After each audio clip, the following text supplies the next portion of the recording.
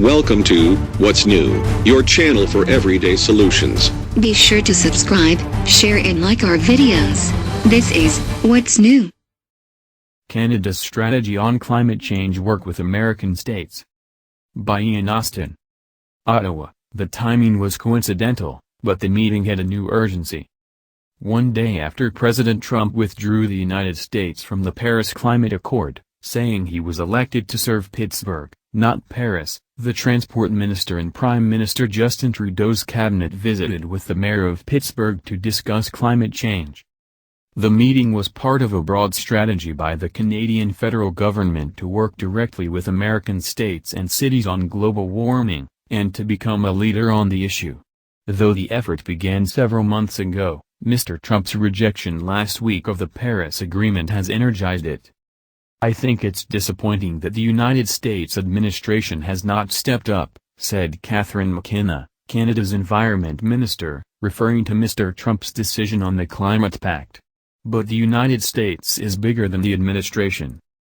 Mr. Trudeau has made battling climate change a top priority since his election in 2015, and Canadian provinces and American states have been dealing directly with one another on a variety of initiatives. Quebec and California have linked their cap-and-trade programs, an effort that Ontario, the most populous province, is set to join. Ontario and Manitoba participate in a climate coordination group primarily made up of Midwestern states.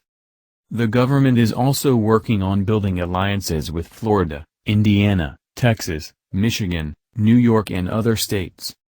Immediately after Mr. Trump's announcement about the Paris Accord, Ms. McKenna was on the phone with Jerry Brown, California's governor, and Governor Jay Inslee of Washington. Both back the agreement, and Canada hopes to coordinate its climate efforts with their states, she said. On Monday, Mr. Trudeau made it clear that Mr. Trump's withdrawal from the accord would not change the bigger Canadian strategy, without mentioning either the president's name or that of the United States. "Canada will not back down from its commitment to fight climate change, and we are not alone," the Prime Minister said after kayaking briefly with Ms. McKenna to observe World Environment Day. "Around the world, nearly every country is on our side." Then on Tuesday, in a sweeping speech to the House of Commons, Chrystia Freeland, the Foreign Minister, said, "We will continue to seek opportunities for constructive progress on the environment, wherever we can find them, with our counterparts in Washington and across the great United States, at all levels of government and with partners in business, labor and civil society." The Canadian government has not entirely given up on the administration in Washington, Ms. McKenna said in an interview on Monday. She said she would again push the issue during meetings with Scott Pruitt, the Environmental Protection Agency administrator, at a gathering of group of 7 environment ministers in Rome which begins on Saturday. Privately, though, officials in Canada acknowledge that it is unlikely that the Trump administration will reverse its stand, making working with states and local governments even more critical. In both the United States and Canada, federal governments set the overall rules and regulations on environmental policy, but as a practical matter the states and provinces are largely responsible for putting them into effect. Carbon taxes and cap-and-trade systems, for example, are established at that level. About 2.5 months ago, Mr. Trudeau's government divided up the United States among its cabinet members based somewhat on past relationships to work on climate issues, as well as on trade matters. For example, Marc Garneau, the transport minister who met with William Peduto, the Pittsburgh mayor, has also been to Florida, where he spent several years as an astronaut and flew on 3 space shuttle flights. States like New York and Pennsylvania, with businesses that have large export markets in Canada, are also being seen as potential allies. Other states, like Indiana, the home of Vice President Mike Pence, were picked because of their ties to the Trump administration.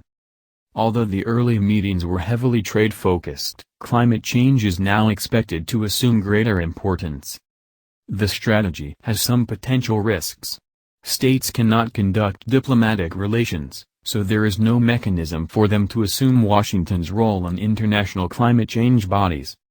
It's one thing for California to talk to Quebec or British Columbia about carbon trading, said Kevin Book, a research analyst with Clearview Energy Partners in Washington.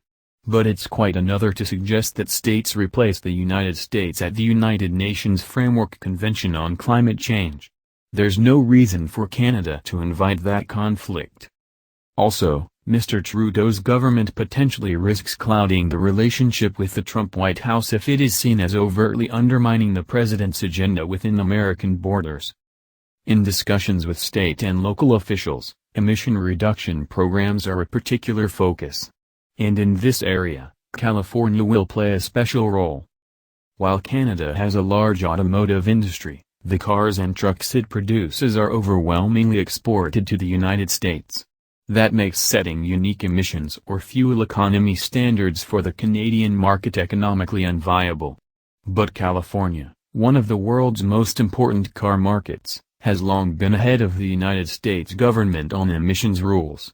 Canada now plans to work closely with the states as it again effectively becomes the American vehicle emissions regulator.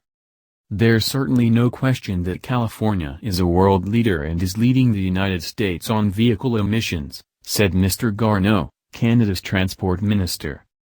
Mr. Garneau said he anticipated that a group of experts he just gathered to recommend zero-emission vehicle rules for Canada would closely watch California's decisions. Coming directly after the president's speech, the meeting between the mayor and Mr. Garneau centered on the role of transit in reducing emissions, as well as trade issues. U.S. states and cities are reaching out and soliciting this kind of contact, said Paul Benar, the managing director at the Rocky Mountain Institute in Boulder and a former climate policy advisor to the Obama administration. Previously, states and others often played second fiddle to the federal government on the international plane. Now, for the first time, governors and mayors are in the international area. Canada also now has an opportunity to provide significant leadership. Welcome to What's New, your channel for everyday solutions. Be sure to subscribe, share and like our videos. This is What's New.